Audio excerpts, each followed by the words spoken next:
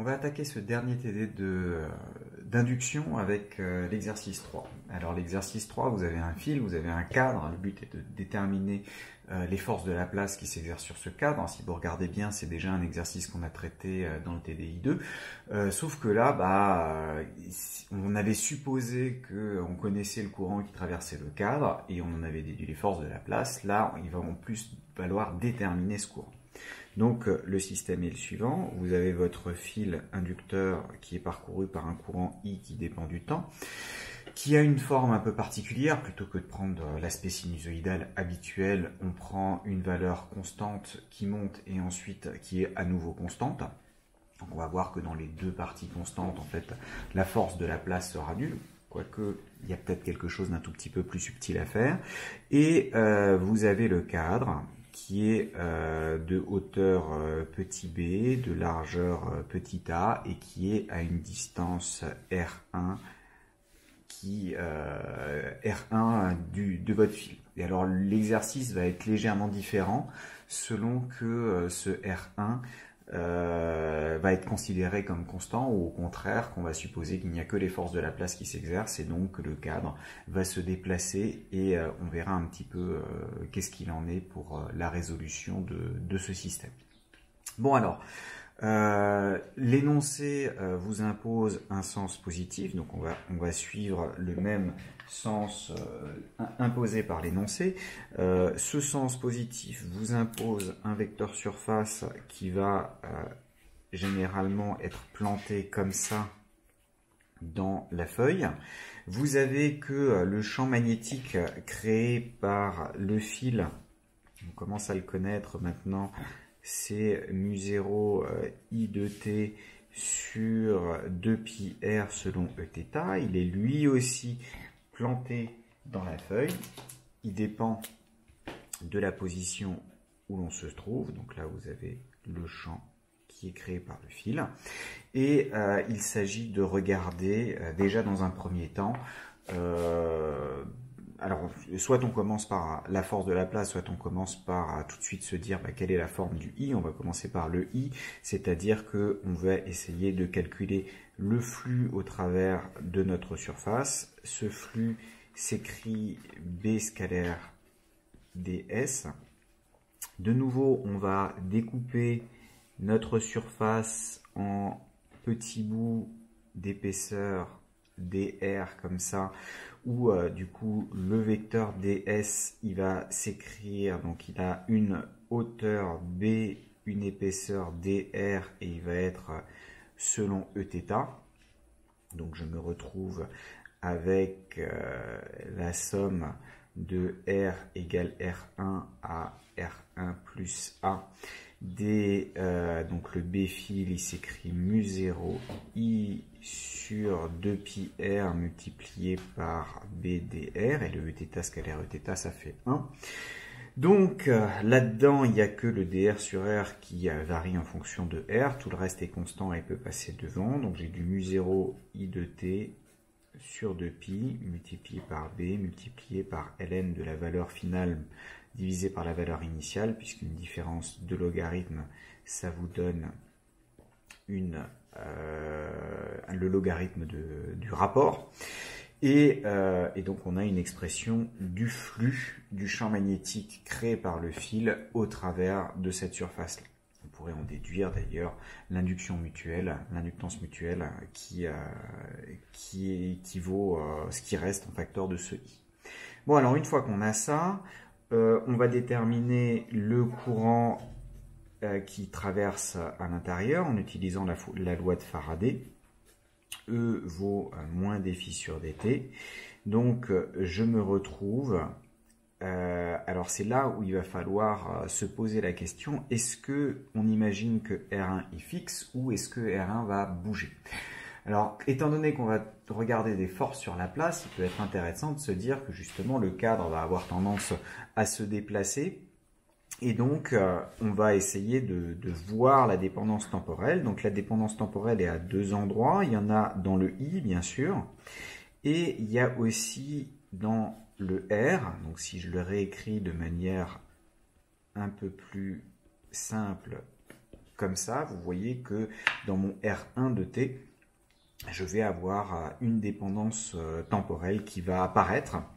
Donc quand je fais la dérivée, c'est la dérivée finalement d'un produit. Donc je me retrouve avec le mu 0b sur 2pi di sur dt. di sur dt qui va valoir 0 dans les négatives, 0 une fois qu'on dépasse taux et puis qui sera constant au milieu, multiplié par ln de 1 plus a sur R1. Et j'ai le terme qui vient de la dérivée du logarithme. Donc je me retrouve avec du mu 0 i de t b sur 2pi fois... alors la dérivée d'un ln, ça me fait l'inverse de ce qui est à l'intérieur. Et je dois le multiplier par la dérivée de ce qui est à l'intérieur en fonction du temps. Donc du moins a sur R1 au carré. Ça me fait une expression qui est relativement importante. Je peux la factoriser un tout petit peu pour bien voir alors R1 au carré, et puis j'oublie surtout le dR1 sur dt. Donc je peux la factoriser un petit peu pour voir ce qui est la même chose et ce qui change. Donc je vais avoir mu 0b sur 2pi qui est en facteur. J'ai du di sur dt ln de 1 plus a sur R1, donc notamment quelque chose qui est homogène à une intensité divisée par un temps. Et j'ai un terme, donc le mu 0b sur 2pi, il est parti. Et là, je vais avoir un terme en i de t divisé par 1 plus a sur R1, qui est sans dimension. Je vais avoir un moins, puisqu'il y a ce moins-là qui va sortir ici. A sur R1 au carré multiplié par dR1 sur dt. Le dR1 sur 1 dR1, ça fait 100 dimensions. A sur R1, ça fait 100 dimensions. Et j'ai bien un courant divisé par un temps. Donc deux termes dans la tension induite. L'un qui est dû effectivement au phénomène inducteur, c'est-à-dire la variation de I, et l'autre qui sera dû au déplacement du cadre. Et le fait que le cadre se déplace va voir le flux du champ magnétique qui va changer au cours du temps. Après, vous avez que I, comme d'habitude, ça va être E sur R. Donc on a une expression du I induit dans ce sens-là, avec R, la résistance de votre cadre, qui n'est pas introduite dans l'énoncé. Donc vraisemblablement, l'énoncé, lui, il s'attendait juste à ce qu'on joue peut-être avec ce bout-là, ou alors quand même qu'on en parle un tout petit peu. Reste maintenant à regarder la force de Laplace. Donc au niveau des forces de Laplace, donc là le raisonnement est détaillé dans l'exercice 8 du TDI2. Ce qu'il faut bien regarder, c'est que sur la partie supérieure et sur la partie inférieure, diamétralement, les deux bouts à chaque fois se compensent, et donc la force nette sur la partie supérieure et la partie inférieure sera nulle. En revanche, sur la partie droite et sur la partie gauche, vous avez I qui va par là, I vectoriel B qui va par là, donc une force nette qui va être vers la droite pour la partie qui est ici, et vers la gauche pour la partie qui est là. Sachant que les normes de ces deux forces ne vont pas être les mêmes, parce que même si le courant est le même et les longueurs sont les mêmes, les champs magnétiques ne sont pas les mêmes. Donc, je vais directement l'écrire sous cette forme-là. Selon ER, qui va du coup vers la droite, j'ai le champ I avec B fil en R1 plus A fois la longueur petit b. Et de l'autre côté, j'ai une force qui va faire intervenir B fil en R1 multiplié par petit b aussi.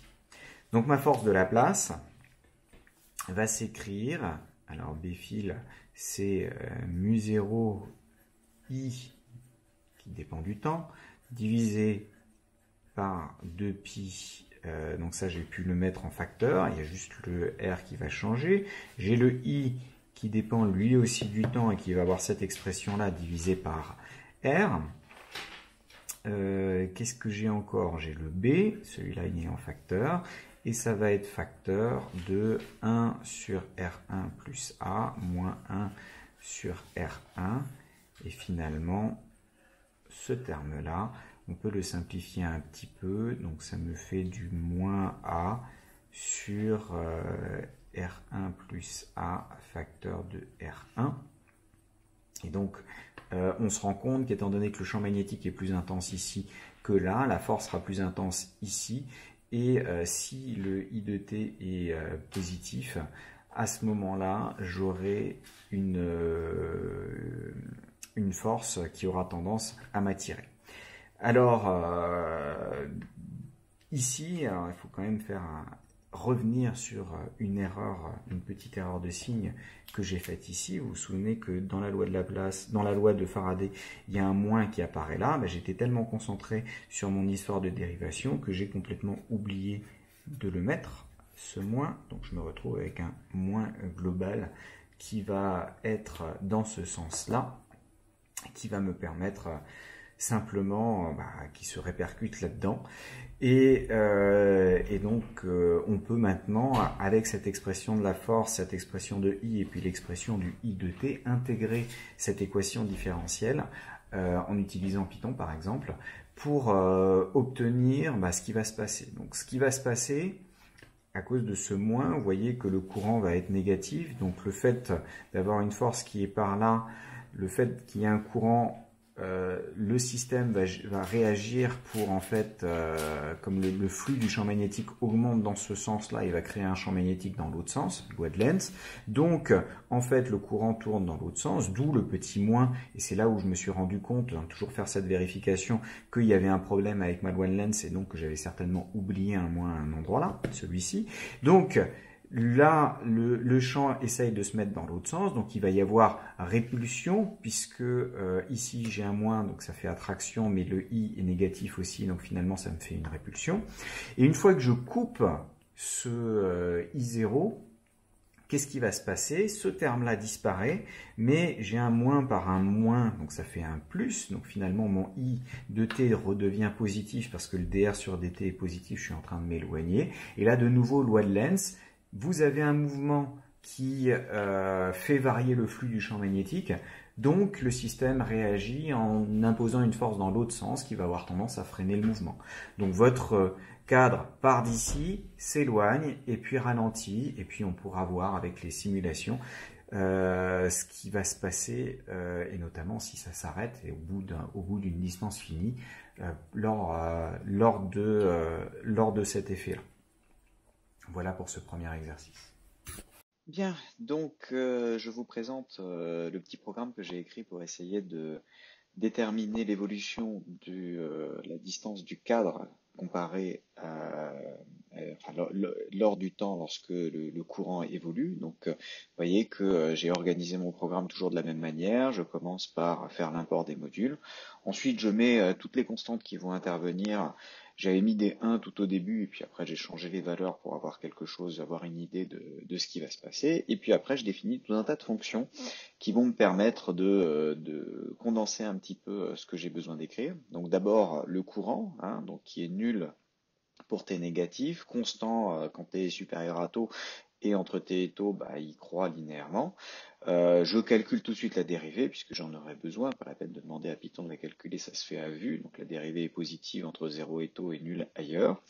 Et la force électromotrice qui est induite, il va y avoir deux causes de variation. Le fait que le courant varie au cours du temps, et donc le champ magnétique créé par le fil varie au cours du temps. Et puis le fait que quand le cadre se déplace, même un champ magnétique constant, enfin un champ magnétique stationnaire, vous aurez que comme il n'est pas uniforme, il varie en fonction de la distance. Donc si vous êtes en train de vous déplacer, le flux va varier aussi. Donc il y a deux termes de variation. Je les ai mis en deux bouts de manière à pouvoir bien vérifier ce que j'écris. Et puis après, la force électromotrice, c'est le facteur qui est devant et les deux termes de variation qui étaient dans la parenthèse. Le courant, c'est la force électromotrice divisée par la résistance. Le champ magnétique créé par le fil, c'est mu0i sur 2πr. La force de Laplace s'écrivait pouvant factoriser le courant induit qui était calculé ici et les deux champs magnétiques. Et finalement, la fonction d'intégration, je prends un vecteur qui aura en première composante la position, en deuxième composante la vitesse, et puis la dérivée de la position c'est la vitesse, la dérivée de la vitesse c'est l'accélération, et l'accélération c'est la force divisée par la masse en supposant qu'il n'y a pas d'autre force. Je procède à l'intégration. Je regarde sur un certain intervalle de temps, je démarre à une certaine position avec une vitesse nulle, je fais l'intégration, je récupère la valeur de la position et de la vitesse, et puis après, je me suis rendu compte que c'était plus intéressant de représenter la vitesse en fonction du temps, et puis je mets des petits labels sur les axes pour bien voir. Alors si on discute 2 secondes du graphique qui a été obtenu, on obtient ça. Vous voyez que entre 0 et taux, puisque j'ai choisi taux égale 10, vous avez une croissance de la vitesse. Le cadre est repoussé du fil et donc son dr sur dt est positif. Et une fois qu'on arrête de faire changer le flux du fait du changement de l'augmentation du champ magnétique, vous avez une décroissance, ça c'est la loi de Lenz, vous avez un mouvement et donc la force de Laplace va avoir tendance à s'opposer au mouvement. Alors ce qui est un tout petit peu,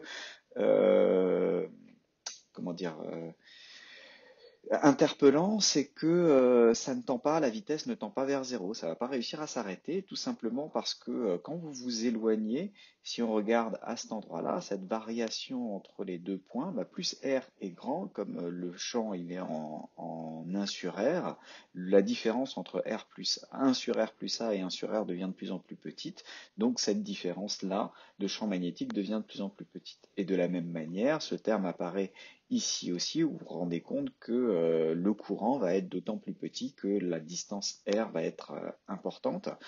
Et donc, l'aspect de la vitesse, ça serait intéressant mathématiquement de voir pourquoi est-ce que on pourrait montrer que cette vitesse tend vers une constante qui est non nulle, donc le cadre continue à s'éloigner malgré le fait que la force de Laplace essaye de le grignoter un petit peu. La force n'est pas suffisante pour s'opposer à notre système.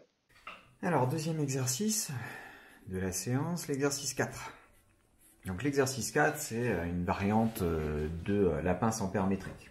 Donc, on reprend la situation avec l'axe delta qui est parcouru par un courant I de t. Alors là, la plus grosse difficulté, c'est de s'adapter à chaque fois aux nouvelles notations des différentes énoncés. Vous avez des spires qui est de section carrée pour le tore, de largeur 2b, et de distance au centre qui vaut C, donc en fait on va entre C moins B et C plus B. Le champ magnétique qui est créé par le fil est gentiment rappelé, c'est mu0I sur 2πr selon Eθ. Il faut faire attention, ils imposent une orientation dans ce sens-là. Donc si on regarde, donc ça c'est le courant qui va effectivement être induit dans le système, mais bon, comme de toute façon on va s'intéresser juste à la force électromotrice, on n'a pas besoin de s'embêter à lui donner un nom. Donc si je calcule, si je regarde le vecteur surface qui va être associé à cette orientation, il pointe vers vous, alors même que le champ magnétique, lui, il est en train de pointer à l'intérieur de votre système. Donc le flux va valoir la somme des B scalaires ds, et comme le ds il vaut moins 2B dr selon Eθ, le flux va s'écrire moins mu0 I sur 2π multiplié par 2b, et quand je fais l'intégrale de c moins b à c plus b ddr sur r, et comme d'habitude il y a un logarithme qui va sortir, c'est mu0i sur 2π fois 2b, donc il y a un 2 qui part, ln de c plus b sur c moins b. Voilà, donc là on a le flux au travers d'une spire, et donc le flux au travers de n spires, puisqu'il me semble que c'est un grand N qu'ils utilisent pour le nombre de spires, je ne sais plus, oui c'est là où c'est marqué, donc je me retrouve simplement avec le n en facteur. En déduire le coefficient d'inductance mutuel, ça s'écrit m fois i, d'où m, qui va être négatif. Donc ça, c'était quelque chose qu'il faut absolument retenir. Le coefficient d'inductance propre est forcément positif, c'était l'exercice de la dernière séance de TD, mais le coefficient d'inductance mutuel, lui, peut très bien être positif ou négatif selon les orientations choisies pour chacun des deux circuits, puisque l'orientation d'un circuit est indépendante de l'orientation de l'autre circuit. Donc ce coefficient, c'est moins n mu 0 b sur pi ln de c plus b sur c moins b. Voilà, c'est tout ce qui est en facteur du i, c'est pas très compliqué à obtenir. Si je fais l'application numérique, allez hop, on va s'entraîner un petit peu. Donc ça fait 1000 fois 4 pi 10 moins 7 fois, alors petit b, ils nous disent que c'est 1 cm, donc c'est 10 moins 2 mètres, divisé par pi, ça tombe bien parce que lui, il se simplifie, multiplié par ln de 6 cm plus 1, c'est-à-dire 7 cm, sur ln de 5, donc ça fait presque du ln de 1, c'est du ln de 1 plus 2 cinquièmes, et vous savez que ln de 1 sur x c'est à peu près x, donc on va dire c'est à peu près 2 cinquièmes, l'ordre de grandeur en tout cas ça ne changera pas beaucoup. Alors 10 moins 7 fois 10 puissance 3 ça fait 10 moins 4, 10 moins 6, donc j'ai de l'ordre de 2 cinquièmes fois 10 moins 6 Henri. Donc de l'ordre du micro-Henri, autant vous dire que c'est pas énorme comme facteur de couplage. Et donc ça, il va falloir, enfin en règle générale, il faut avoir des couplages qui sont plus importants pour que ça fonctionne correctement. Alors, on relie les extrémités de l'enroulement à un voltmètre. Quelle est la force électromotrice? Eh bien, vous pouvez utiliser la loi de Faraday, E égale moins dφ sur dt, c'est elle qui va être la tension mesurée par votre voltmètre. Là-dedans, la seule chose qui change, c'est votre I. I est sous forme sinusoïdale. On vous dit que I de t, il s'écrit I0 cosinus oméga t. Donc la dérivée de I, alors ça remet un moins. Il y a le moins qui va être le moins qui fait un plus, mais le cosinus, quand il se dérive, ça fait un moins sinus. Donc finalement, j'ai quand même moins I0 oméga m sinus oméga t, pour pas avoir à réécrire toute cette partie-là. J'ai pris que phi c'était mi. Et alors du coup, si je prends phi égale mi, comme m est négatif, ça me donne bien un plus. Et j'ai ma tension qui s'exprime de la sorte. Donc là, j'ai un moins qui reste dans mon application numérique. Voilà, donc on a le phénomène d'induction. Est-ce qu'on pouvait négliger les phénomènes d'auto-induction? Tout simplement parce que le courant I propre là-dedans, quand on fait E divisé par R, comme ce M il est tout petit, vous avez un courant induit à l'intérieur de votre pince ampermétrique qui va être très faible. Donc en pratique, on va pouvoir négliger ce phénomène d'auto-induction. Pour le fonctionnement et l'intérêt du motage, ça j'avais déjà expliqué, c'est vous prenez votre pince, vous la mettez là et puis vous pouvez l'utiliser même sans avoir débranché votre système. Et si vous avez un voltmètre qui est sensible au millivolt, ça c'est de l'ordre de, ça doit être au moins de l'ordre de 1 millivolt. Vous avez que le oméga c'est du 50 Hz, donc c'est du 100 pi, donc oméga c'est de l'ordre de 300 radians par seconde. M, on a dit que c'était de l'ordre de, en valeur absolue, 2 cinquièmes, donc 0,4, 10 moins 6 Henri. Donc si je fais le produit des deux, donc le I0, ça va être mon 1 millivolt, donc 10 moins 3 divisé par 300 fois 0,4, 10 moins 6. Alors, 10 moins 6, ça fait du 10 puissance 3. Donc, je me retrouve avec du 30 fois 4, 10 puissance 3 divisé par 30 fois 4. 30 fois 4, ça fait 120. Donc, vous voyez que c'est de l'ordre de la dizaine d'ampères.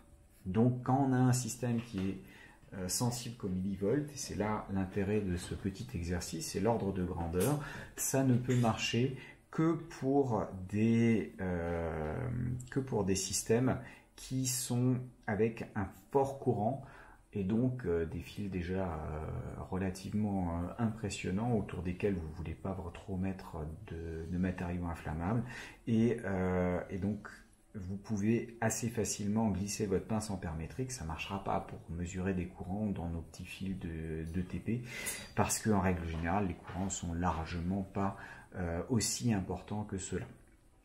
Voilà pour cet exercice 4.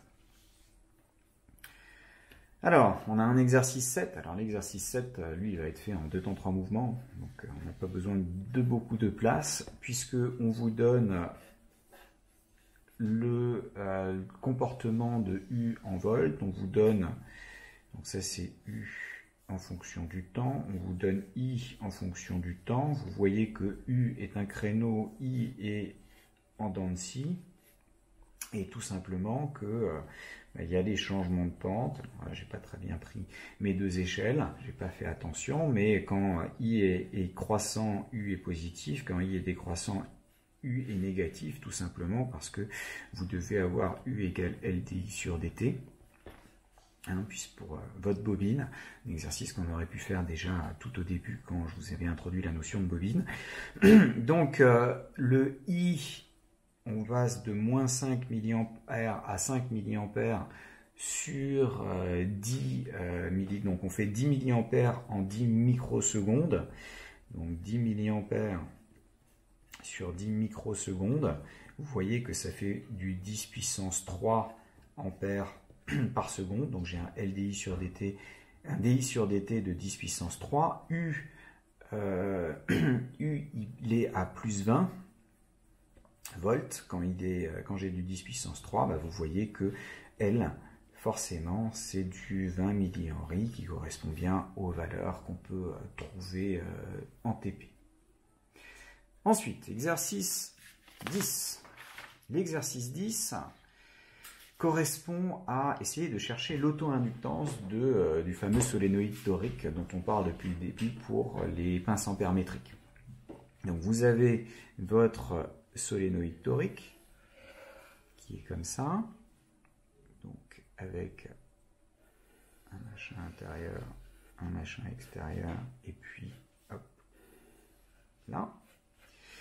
Donc vous avez votre solénoïde torique avec les fils qui viennent comme ça, qui tournent autour, et avec un certain nombre de spires, et on vous dit que ça vient, le courant vient comme ça de l'intérieur, et puis passe par là, et ensuite se réembobine et continue à tourner. Bon. Quelle est l'allure des lignes de champ magnétique si N1 est grand? Là, il faut se dire que quand vous avez une spire, toute simple, vous connaissez les lignes de champ magnétique, elles ont tendance à faire comme ça, hop, à venir là, se refermer de l'autre côté, mais globalement, elles passent toutes par l'intérieur de la spire et elles ressortent. Quand vous mettez plusieurs spires les unes après les autres, vous obligez les lignes de champ magnétique à aller à l'intérieur de ces spires et vont être en fait guidées par ces spires. C'est un petit peu comme un tunnel. Quand le tunnel il tourne, le train qui est à l'intérieur il est obligé de suivre les parois du tunnel. Là c'est pareil, donc les lignes de champ magnétique vont être à l'intérieur et vont avoir tendance à parcourir votre système. Voilà, comme ça, à l'intérieur, et donc vont être coincés à l'intérieur du solénoïde. Si on fait une vue du dessus, vous avez les 2 bornes de votre solénoïde et vous allez avoir la ligne de champ magnétique. Vu l'orientation, vue du dessus, c'est comme ça veut dire que la ligne de champ magnétique à l'intérieur, elle tourne de cette manière-là. Bon, alors on vous donne l'expression en tout point M à l'intérieur du solénoïde, on vous dit que le champ magnétique s'écrit mu0 N1I sur 2πr selon Eθ. Alors là, les personnes qui ont été attentives jusqu'à présent pour la détermination, à chaque fois qu'on a donné l'expression du champ magnétique créé par un fil, se disent mais tiens, ça ressemble vachement à l'expression d'un champ magnétique créé par un fil. En fait, vous verrez l'an prochain ce qu'on appelle le théorème d'Ampère. Et le théorème d'Ampère vous dit que quand on a un contour comme ça, vous allez faire une intégrale sur un contour, on appelle ça la circulation du champ magnétique le long d'un contour, donc de périmètre de πr. La circulation du champ magnétique le long de ce contour va être égale à la somme de tous les courants qui sont encerclés par le contour. Donc là, en l'occurrence, tous les courants qui sont en train de traverser le système comme ça. Et puis comme j'ai N1 spire, j'ai N1 courant qui tape ici. Si je prends un fil tout seul, il y a un seul courant, donc j'ai mu0i sur le même contour de πr, et donc finalement on obtient la même chose. Donc ça c'est un théorème qui n'est pas facile à montrer, qui découle des équations de Maxwell, que vous verrez et que vous apprendrez à utiliser l'an prochain, mais ça explique pourquoi ce champ magnétique a une tête qui finalement est très proche de ce qu'on a vu jusqu'à présent. Alors pour calculer l'auto-inductance de la bobine, l'inductance propre de la bobine, l'idée c'est de calculer, donc ça c'est B propre, j'aimerais calculer le flux propre de ce système-là. Bon, par définition, quand je prends une spire qui est là, vu l'orientation, le vecteur S va être dans ce sens-là. De nouveau, comme d'habitude, je vais prendre un ds qui va dépendre de R. Et si je prends une spire carrée, je la découpe en petites bandelettes comme ça, d'épaisseur dr. Alors, le système est de côté A, là c'est de côté A, et puis elle a un rayon R0, rayon au milieu, qui va valoir comme ça. Donc, de nouveau, le flux propre, ça va être une B scalaire ds. De nouveau, le ds, il s'écrit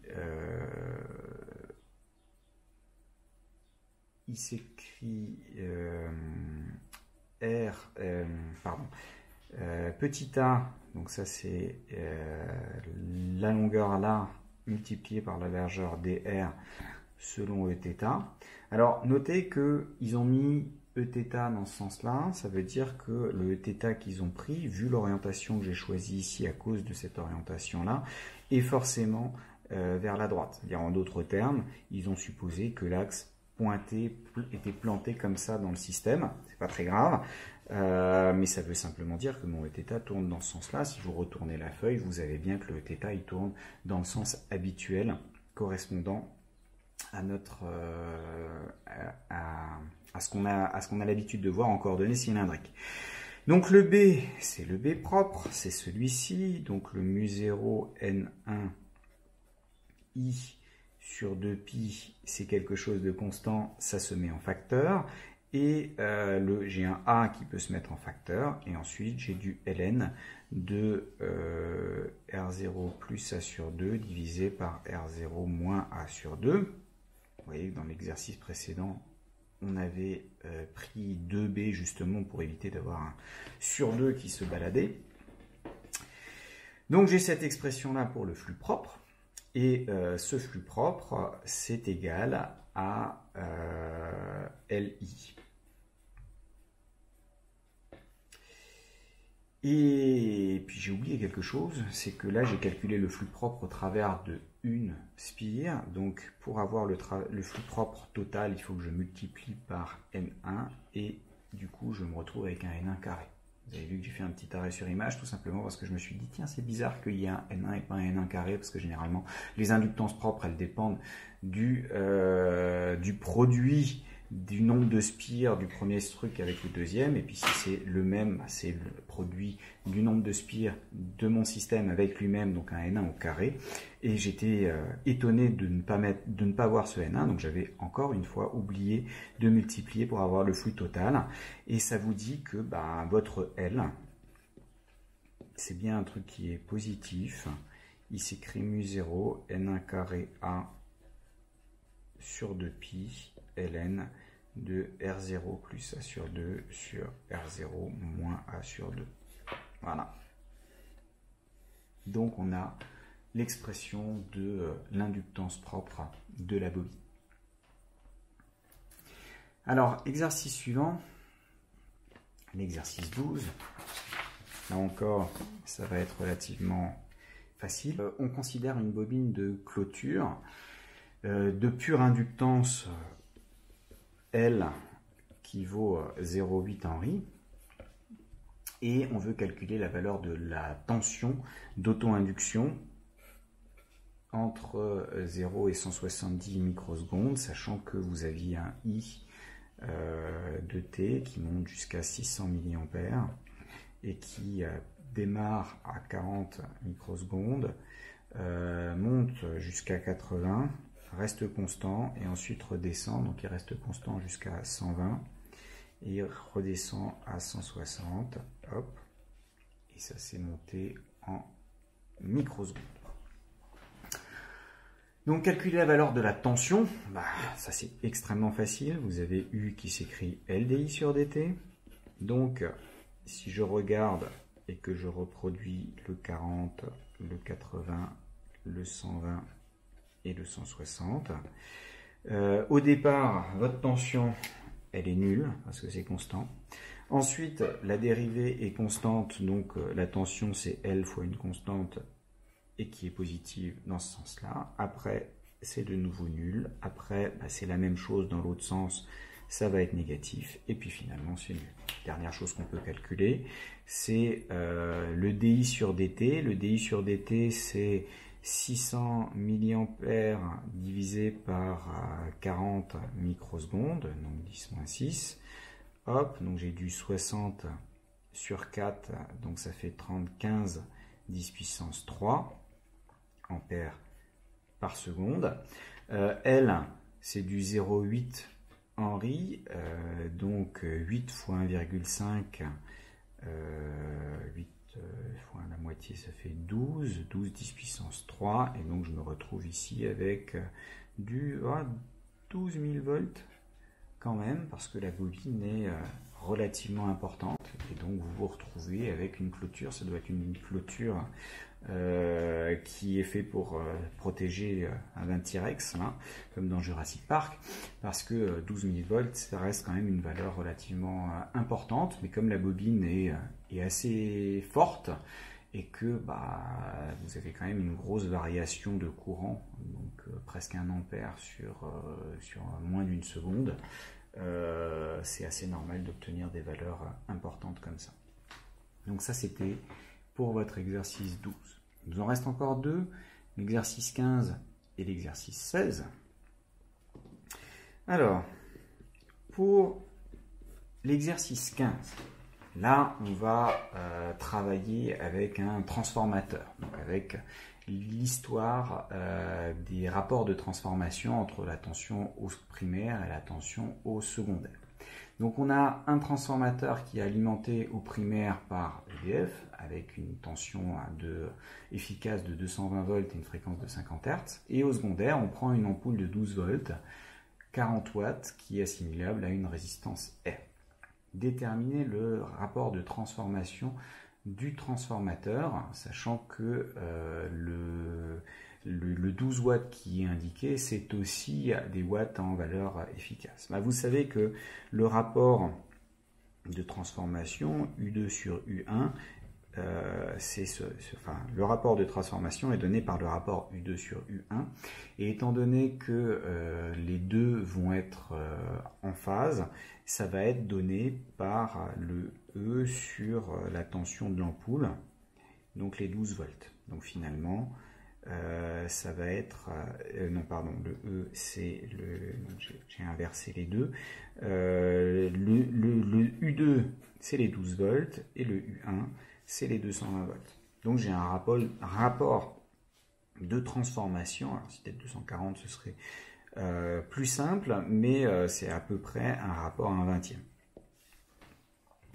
Bon, donc on a le rapport de transformation de votre transformateur considéré comme parfait. Pour avoir la résistance, bah, il suffit de se dire qu'on a la puissance consommée par l'ampoule. On sait que I c'est U sur R dans la résistance, que la puissance c'est UI, donc c'est U carré sur R. Donc la résistance, bah, c'est tout simplement U carré divisé par la puissance. U carré, c'est 12 au carré, donc ça fait 144. La puissance, elle est de 40 volts. Donc il y a 40 fois 3, ça fait 120. 40 fois 4, ça fait 160. Donc on se retrouve à peu près avec une résistance de 3,5 ohms à la louche pour obtenir la valeur de la résistance. Si on veut les expressions des intensités au primaire et au secondaire, l'intensité au secondaire, I de 2T, bah c'est U de 2T divisé par R, tout simplement. Et donc, vous avez l'expression qui correspond à vos 12 volts. Alors, ils n'ont pas donné de... on va l'appeler U de 0, cosinus de pi ft, divisé par R. Et on a que si U2 sur U1 c'était M, I2 sur I1 c'est moins 1 sur M, et donc on se retrouve avec un I1 qui est égal à moins M fois U1 fois I2, pardon, moins M fois I2. Donc moins M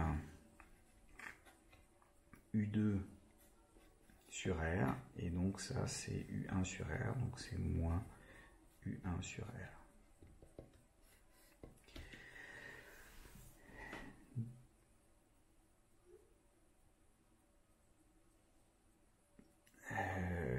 Non, ça va pas.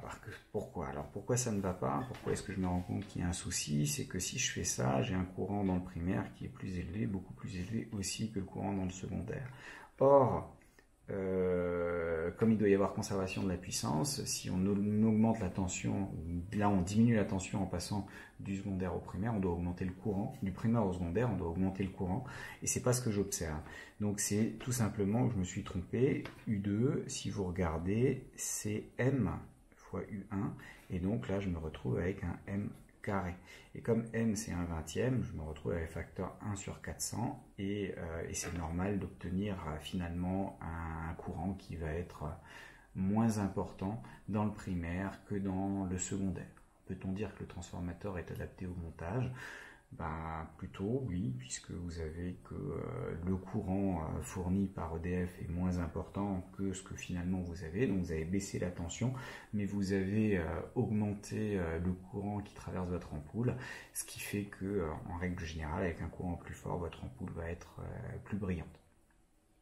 Alors, si en fait votre enroulement primaire et votre enroulement secondaire possèdent des petites résistances, là il va falloir faire un dessin correspondant. Donc vous avez un R1 qui est là, avec le fameux enroulement. Ensuite, vous avez le deuxième enroulement et vous avez un R2. Et là, vous avez la résistance R, l'ampoule que vous avez branchée. Bon, le rapport vrai, le rapport M de transformation marche pour la partie qui est parfaite ici. Or, là, vous avez le vrai U1 est ici, et donc à cet endroit-là, on va noter ça moins E1, ici j'ai moins E2, et là j'ai mon U2. Et donc on a que le rapport E2 sur E1, c'est la partie parfaite du transformateur, ça vaut M. Quand on écrit, donc on détermine la valeur efficace de la tension U2 aux bornes de l'ampoule, vous voyez que la tension U2 il va falloir écrire tout ce qui se passe là-dedans. Donc là, on a un I1, là, on a un I2. Dans ce sens-là, oui, on va le mettre. Donc on va écrire nos lois d'émail finalement. U1, ça va s'écrire R1I1 moins E1. U2, ça va s'écrire, ça va être égal à moins RI2. Et ça va s'écrire R2I2 moins E2. Bon, on va avoir besoin d'un tout petit peu plus de place. Alors du coup, je vais réécrire mes équations à cet endroit-là et voir ce que ça me donne. Donc, j'ai déjà un premier lien entre U2 et I2. Donc en l'occurrce, comme ce qui m'intéresse c'est I2, je vais jouer au gentil et au méchant et je vais me dire qu'à chaque fois que je croise I2, en fait, je l'ai en fonction de U2. Deuxième lien, j'ai que U2, il est égal à R2I2 moins E2. Donc là encore, je vais pouvoir dire que E2, il s'écrit U2 moins R2 U2. Et donc, si je le mets en facteur, j'ai U2 facteur de 1 plus R2 sur R. C'est pas très étonnant, vous aviez un diviseur de tension à cet endroit-là, donc on pouvait obtenir U2 en fonction de moins E2. Et alors, du coup, justement, c'est moins E2 qui vaut ça. Pour le trouver, j'ai E2 ou moins E2, du coup, c'est pareil. Alors, troisième chose, on a que U1, il est égal à R1I1 moins E1. Alors là, U1, c'est ce qu'on connaît. Et il faut utiliser deux choses. Il faut utiliser le fait que E2 sur E1, c'est égal à M. Et que I1 sur I2 sur I1, c'est égal à moins 1 sur M. Dans les deux cas, comme je connais E2 en fonction de U, je peux remplacer E1 ou moins E1. Donc moins E1, c'est égal à M fois moins E2. C'est donc égal à M facteur de 1 plus R2 sur R U2. Et là, j'ai que I1, c'est MI2, donc c'est moins M I2, et I2 il s'écrit donc avec le moins qui est là, M U2 sur R. Voilà, donc avec ces informations là, ça devrait suffire maintenant à mon bonheur. Pour pouvoir remplacer là-dedans, j'ai donc un lien entre U1 qui vaut R1 fois I1, et on a dit c'était MU2 sur R, plus moins E1, et moins E1 c'est M facteur de 1 plus R2 sur R U2. Et donc j'ai U2 qui est facteur de tout ça, c'est-à-dire de M. Alors le M pourrait presque être mis en facteur aussi, hop, plus M R1 sur R. Si je le mets ensemble, vous voyez que j'ai du M U2 multiplié par R plus R2 plus R1 sur R. Donc ça me donne le U1. Et donc j'ai U2 qui vaut U1 fois R sur R plus R1 plus R2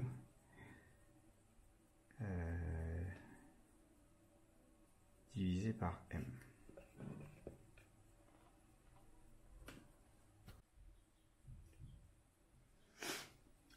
Et là, je suis embêté parce que si je reviens à la situation où R1 et R2 étaient nuls, je devrais retrouver que le rapport U2 sur U1, ça vaut M, ce que j'ai marqué en fait ici. Et là, j'ai du 1 sur M. Donc, il faut essayer de chercher l'erreur. Alors, l'erreur, elle vient d'où? Donc ça, c'était juste, ça aussi, donc quand je passe ici, c'est correct, mais l'erreur, elle vient du passage de là à là. Vous voyez que E2, c'est M fois E1, et pas E1, c'est M fois E2. Donc là, c'est pas M, c'est sur M. Donc là, c'est pas M, c'est sur M.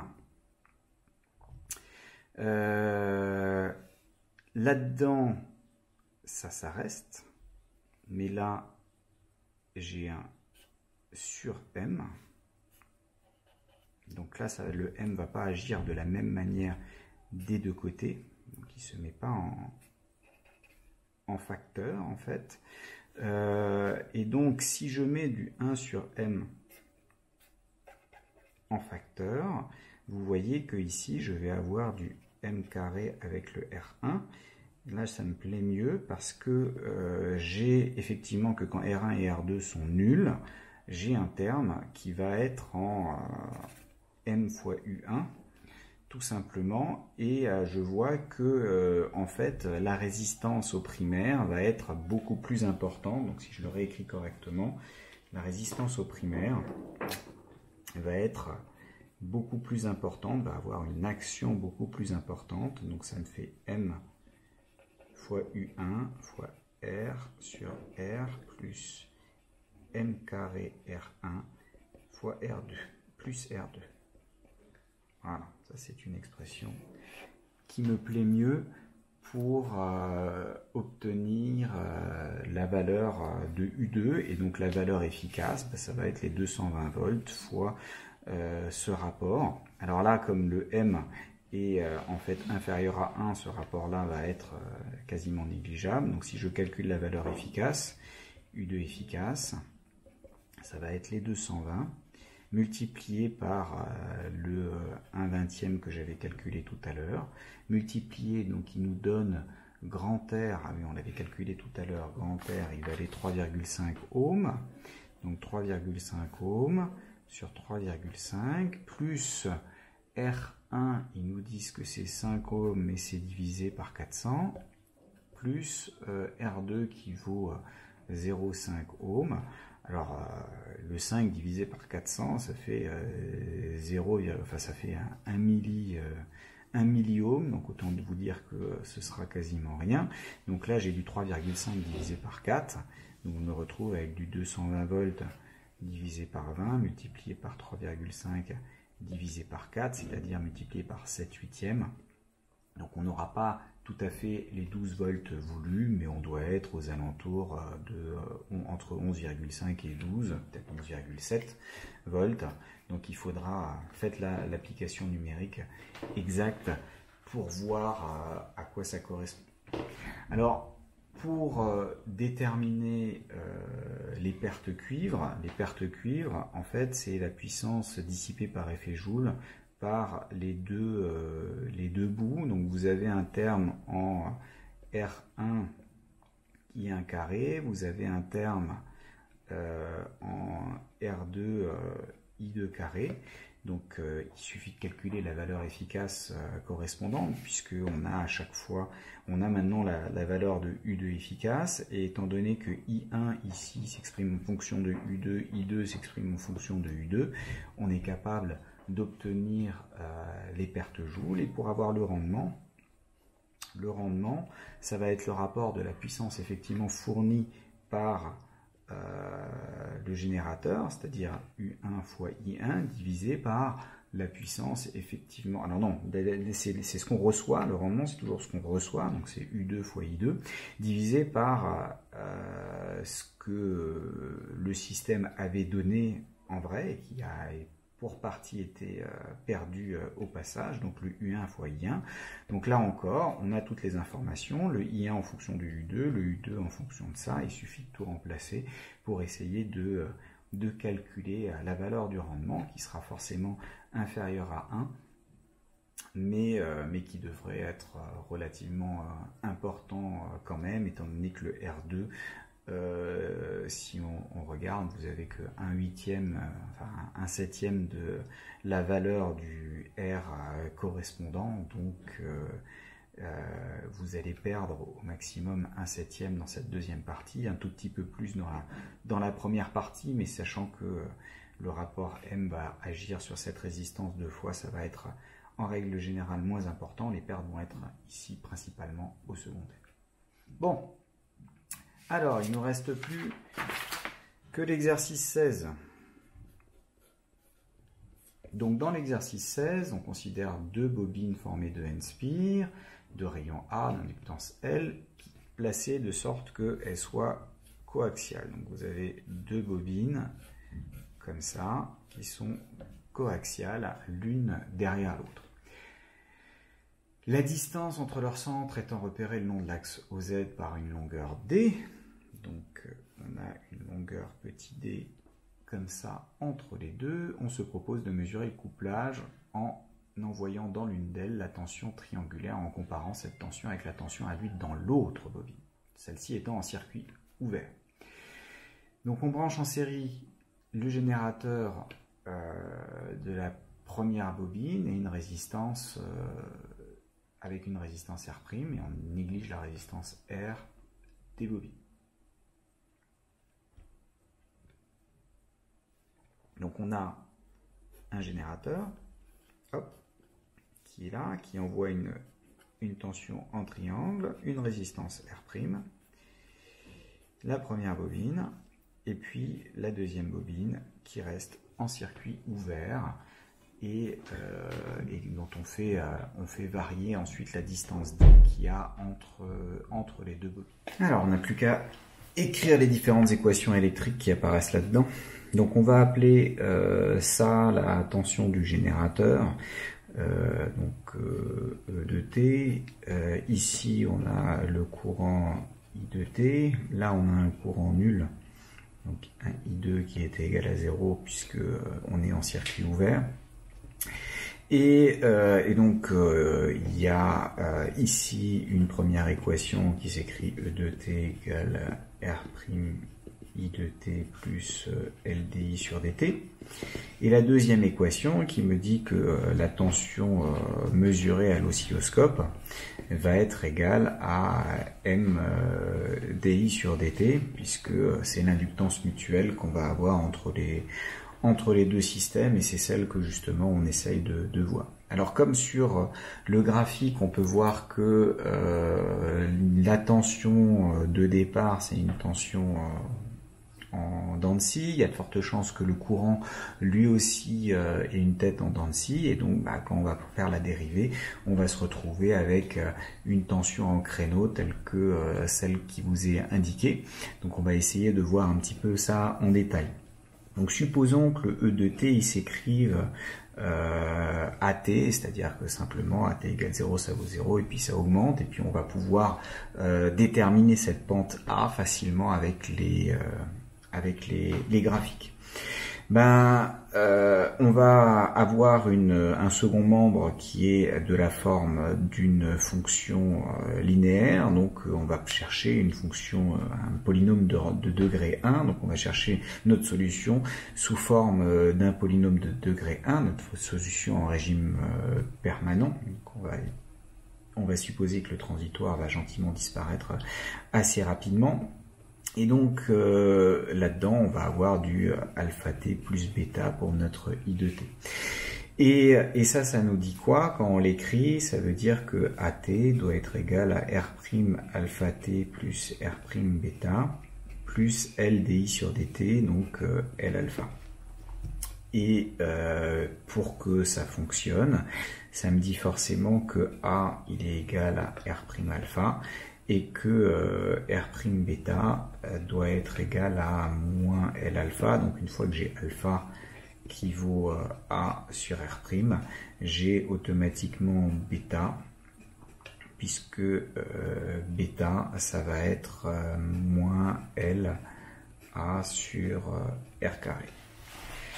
Donc on a une expression explicite du I de t qui se balade, et en l'occurrence on a le MDI sur dt dans le même temps, ça va être M alpha avec alpha la pente, donc ça va être du MA sur R'. Alors revenons maintenant à nos mesures. Donc les mesures faites m'indiquent ici une amplitude pic à pic qui est indiquée comme étant delta E. Et vous avez ici une période T. Donc en fait la pente qu'on observe à cet endroit-là, ça va être la différence divisée par le temps qu'il faut pour l'atteindre, c'est-à-dire T sur 2, donc je vais avoir du 2 delta E sur la période.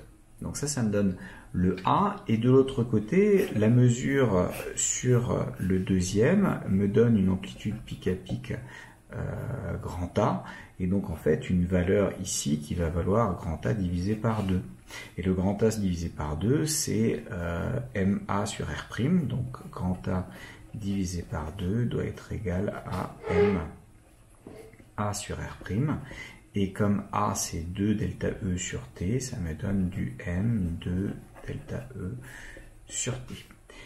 Et finalement, moi ce qui m'intéresse c'est M, donc je me retrouve avec du A sur 4, on divise par 2, on multiplie par T, on divise par delta E, et voilà. Donc si on connaît l'amplitude mesurée en termes de division, donc le delta E c'est 1,4 division, donc lui c'est toujours 1,4 volts.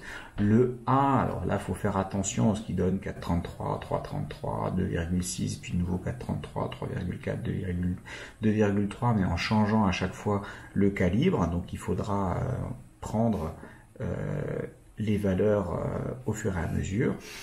Et donc avec les valeurs données, le petit programme informatique qui vous est présenté permet de calculer les valeurs, donc les valeurs de A en volts, puis les valeurs de M, l'inductance mutuelle, et vous vous rendez compte que à mesure que la distance augmente, forcément l'inductance mutuelle diminue, puisque le flux d'une bobine au travers de l'autre devient de moins en moins important, étant donné que les lignes de champ ont tendance à s'écarter quand on commence à s'éloigner de la bobine, et donc on doit observer une diminution progressive du flux, et on peut peut-être même s'amuser à regarder comment est-ce que ça varie un petit peu plus précisément en fonction de D, ce qui nous donnera une information sur la baisse du champ magnétique le long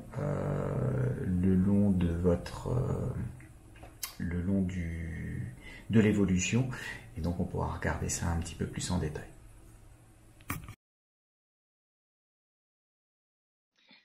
Alors, on va regarder à nouveau un petit programme informatique. Alors, celui-ci n'a pas du tout la même finalité que celui qu'on avait fait tout à l'heure pour l'exercice 3, tout simplement parce que ici, il s'agit de traiter des valeurs numériques. Bon, la structure reste quand même la même. J'ai l'importation des modules qui se fait au départ. Ensuite, je déclare les valeurs mesurées pour les valeurs de D. Je les mets en mètres. Alors finalement, j'en ai pas besoin parce que dans mes calculs, je les utilise pas, mais c'est une bonne idée de toujours repasser en système international. Pour déterminer les amplitudes de la sortie en volts, il faut réfléchir un petit peu, puisque on vous donne simplement des mesures en carreaux et les calibres correspondants. Donc je me fais une liste des calibres, 3 fois à 10 millivolts, 3 fois à 5 millivolts, 2 fois à 2, 1 fois à 1 millivolt, qui correspondent à ces mesures sur les carreaux. Et je calcule, en fait, je fabrique la liste qui contient la valeur en nombre de carreaux multipliée par le calibre. Ça me donne la valeur en volts de ce A, cette amplitude crête à quête qui est introduite dans l'exercice. Une petite mesure rapide vous permet d'obtenir la période T de 1 milliseconde. Le delta E de 1,4 volts, il est donné aussi. Ça, c'est la formule à laquelle on était arrivé, et donc je veux faire une représentation graphique de la valeur de l'inductance mutuelle en fonction de la distance D. Alors vous voyez que j'ai multiplié par 1000 l'inductance mutuelle pour l'avoir en millihenry plutôt qu'en henry, et j'ai multiplié par 100 la distance que j'avais mis en mètres pour finalement quand même l'avoir en centimètres. J'aurais pu ne pas faire cette multiplication et finalement juste garder petit d, ça aurait marché, ça aurait très bien fonctionné.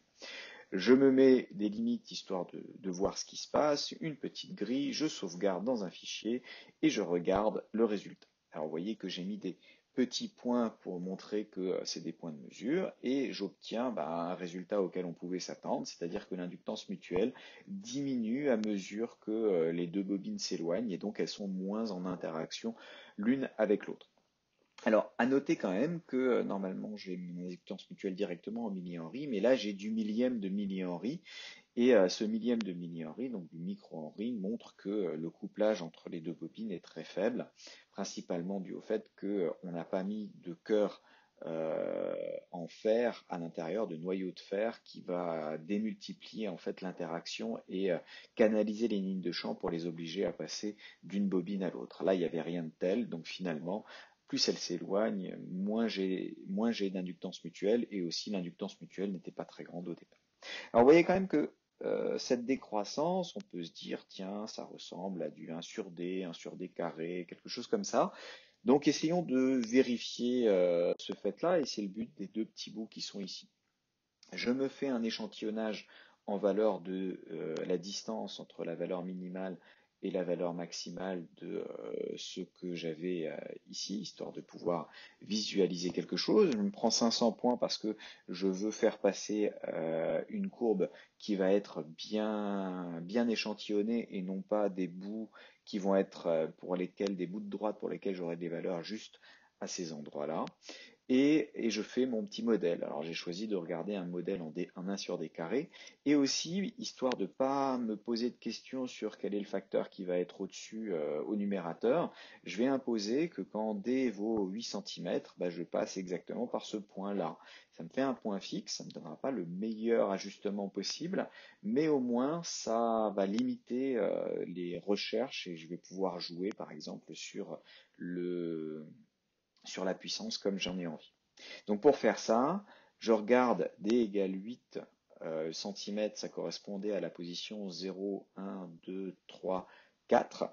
Donc j'ai la quatrième position, je prends donc la valeur de M à la quatrième position, je la multiplie par 1000 pour avoir la valeur en millihenry, et puis je fais le rapport 8 sur D. Comme j'ai déjà mis grand D en centimètres, c'est bien 8 que je dois mettre ici, et comme 8 sur 8, quand D est pris à la position 4, ça fait, enfin pour celui-là, ça fait 1 au carré ou 1 n'importe quelle puissance, ça fait toujours 1, j'ai bien la valeur du M que je veux à cet endroit-là.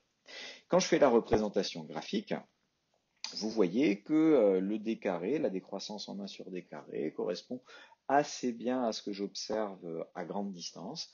En revanche, ça commence à partir à faible distance, et ça peut se comprendre, parce que quand vous êtes à grande distance, les lignes de champ vont avoir tendance à partir comme ça, et donc le flux va décroître proportionnellement avec la, la forme que vont prendre les lignes de champ, et visiblement cette décroissance va être inversement proportionnelle au carré de la distance. Par contre, quand je me rapproche, que je me rapproche un peu plus ou un peu moins, on s'attend à ce que la valeur d'inductance mutuelle en fait atteigne une valeur limite, et donc elle ne peut pas partir à l'infini quand D tend vers 0, pour la simple raison qu'en fait l'inductance mutuelle est limitée à la racine du produit des inductances propres. Ça c'est un petit résultat que vous montrerez vraisemblablement l'an prochain en électromagnétisme, et donc, mais qu'il est bon d'avoir en tête, l'inductance mutuelle ne peut pas dépasser une certaine valeur, et ce qui veut dire qu'on ne peut pas avoir cette dépendance en 1 sur D carré qui vaut aussi quand D tend vers 0. En revanche, en infini, ça semble assez bien correspondre.